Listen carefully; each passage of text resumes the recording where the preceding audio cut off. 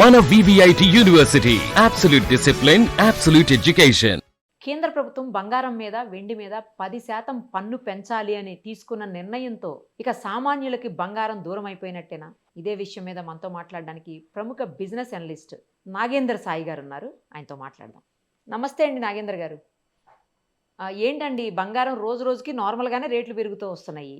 ఇంకోవైపు ఇప్పుడు ప్రభుత్వ నిర్ణయంతో మరింత పెరిగే అవకాశం ఉంది కాబట్టి ఇంకా సామాన్యులు అసలు కొనే పరిస్థితి ఉంటుందంటారా? యాక్చువల్గా ఇప్పుడున్న పరిస్థితి ఏంటంటే గోల్డ్ లో ఇన్వెస్ట్ చేయకపోవడమే మంచిదని నేను అంటానండి. ఓకే. ఎందుకంటే ఇప్పుడు ఇంటర్నేషనల్ గా ఫ్యాక్టర్స్ ఎలా ఉన్నా సరే డొమెస్టిక్ గా ఏంటంటే అంత గొప్ప గోల్డ్ లో అద్భుతాలు జరుగుతాయి. గోల్డ్ లో ఇన్వెస్ట్ చేస్తే అరవై సిల్వర్స్ లో ఇన్వెస్ట్ చేస్తే రిటర్న్స్ భారీగా వస్తాయని అనుకునే పరిస్థితి లేదు. ఎందుకంటే రూపీ ఒకవైపు క్రమంగా క్షీణిస్తోంది. దేశ ఎకానమీ కూడా అంత గొప్పగా లేదండి. ఇప్పుడు మన దగ్గర ఏంటంటే మేము ఎప్పుడు చెప్పినా అంటే ఈ ఫీల్డ్ లో దాదాపు 20-25 years నుంచి ఉన్న ఈ ఎక్స్పీరియన్స్ నేను చెప్పేది ఏంటంటే మీరు ఒక 100 రూపాయలు మీరు ఇన్వెస్ట్ చేద్దామన్నా అనుకోండి, ఆ 100లో గోల్డ్ అండ్ సిల్వర్ మీద మీరు గరిష్టంగా 15 నుంచి 20 రూపాయలు మాత్రమే ఇన్వెస్ట్ చేయగలగాలి. ఇన్వెస్ట్ నేను పదం ఎందుకు అంటున్నానంటే ఇప్పుడు మనం ఫిజికల్ గా గోల్డ్ కొనడం అనేది ఆర్ఎల్స్ మన ఇళ్లలో పెళ్లి కానీ లేదంటే మ్యారేజ్ ఆర్ఎల్స్ ఏదైనా ఫంక్షన్ ఉంటే గోల్డ్ కొనడం అనేది అది ఇన్వెస్ట్మెంట్ కిందికి కాదు, అది పర్సనల్ కన్జంప్షన్ కిందికి మనం చూస్తాం. ఇన్వెస్ట్మెంట్ అన్న పాయింట్ ఎప్పుడైతే వస్తుందో దానికి మనం ఇన్వెస్ట్మెంట్ మెథడాలజీ మనం అప్లై చేయాల్సి ఉంటుందండి. ఇప్పుడున్న పరిస్థితి ఏంటంటే గోల్డ్ అండ్ సిల్వర్ లో భారీ ఎత్తున పెట్టుబడులు పెట్టడం కానీ ఫిజికల్ గోల్డ్ కొనడం కానీ అంత శ్రేయస్కరంగా లేదు. ఒకటి ఏంటంటే ప్రపంచ మార్కెట్స్ లో కూడా పరిస్థితులు ఇది ఒక డైరెక్షన్ లెస్ గా ఉన్నాయి.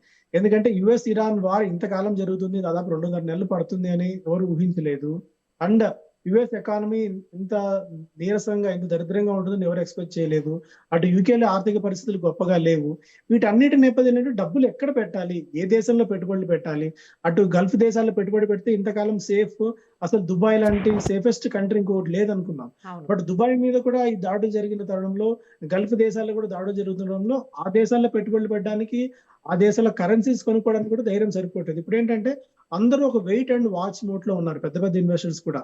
సో వన్స్ ఒక క్లారిటీ ఏదైనా ఎమర్జ్ అయిన తర్వాత అప్పుడు మనం పెట్టుబడి పెట్టచ్చు, ఒక రూపాయి ఎక్కువైనా అన్న ఒక థాట్ ప్రాసెస్ లో. కాబట్టి సో పెద్ద పెద్ద ఇన్వెస్టర్స్ అలాంటి ఆలోచన చేస్తున్నప్పుడు యాజ్ ద రీటైల్ ఇన్వెస్టర్స్ గా మనం కష్టపడి రూపాయి పోగేసుకున్న డబ్బులు తీసుకెళ్లి గోల్డ్ లో మనం అంతకుముందు కూడా చూసాం.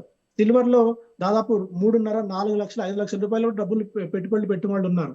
అక్కడి నుంచి దాదాపు 40% దాకా మనం సిల్వర్ లో క్రాష్ చూసాం.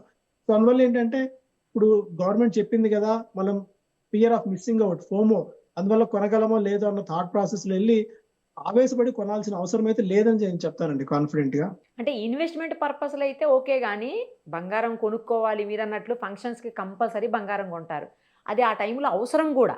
ఖచ్చితంగా అలాంటి వాటికి తప్పదు కదండి మరి.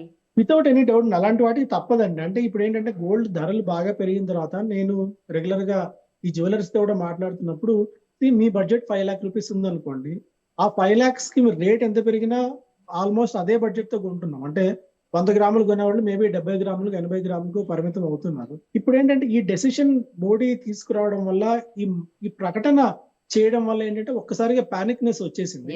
నిజంగా గవర్నమెంట్ చెప్తే గోల్డ్ మీరు కొనొద్దు అంటే మనం కొనకుండా ఆపుతామా, ఆగగలమా అంటే అది ఇండియన్ మెంటాలిటీకి గోల్డ్ కి మనకి ఏంటంటే బంగారానికి భారతీయులకు ఒక విడదీరాని అనుబంధం. కొన్ని వందల లక్షల సంవత్సరాల నుంచి మనకి ఏంటంటే గోల్డ్ అనేది మన డిఎన్ఏలో భాగం అయిపోయింది.